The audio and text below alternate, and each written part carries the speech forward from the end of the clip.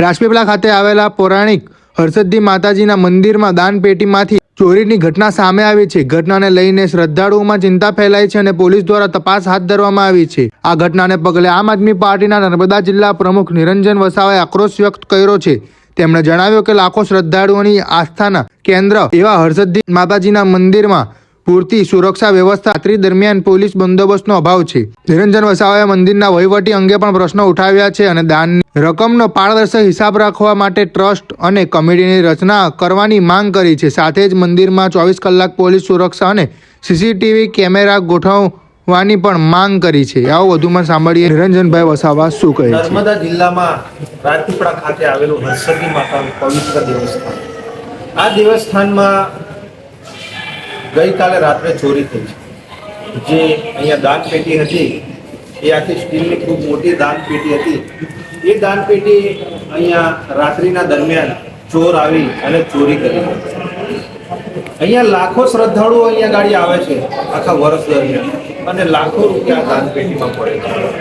પણ નર્મદા જિલ્લાની પોલીસ હોય, આ અહીંયા ગાડી જે ટ્રસ્ટી ના જે પ્રમુખ અને મંત્રીઓ છે એ લોકો આ બાબતે શું ધ્યાન આપે છે? અહીંયા 27 જેટલા કેમેરાઓ લગાડેલા છે।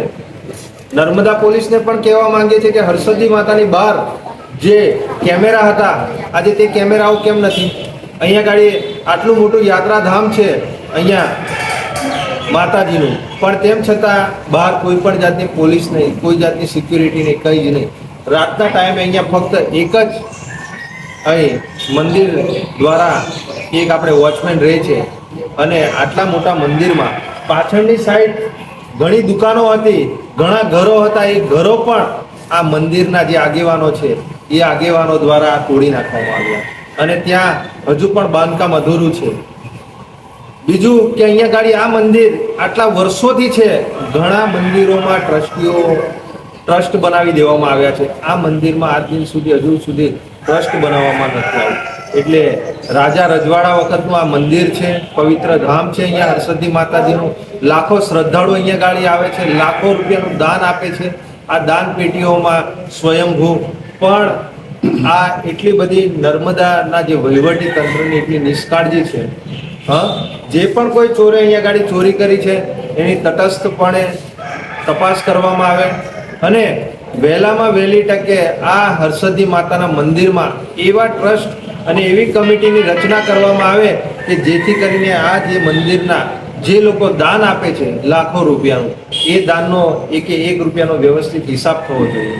અહીંયા ભૂતકાળમાં નાના મોટા ઘણા ભ્રષ્ટાચારો આ મંદિરોમાં થયેલા છે, પણ તેમ છતાં ભારતીય જનતા પાર્ટીના જે નેતાઓ છે એ નેતાઓ જ આ પ્રમુખ મંત્રીથી લઈ અને અલગ અલગ સમિતિઓમાં એ લોકો જ અહીં કી પોસ્ટ પર છે।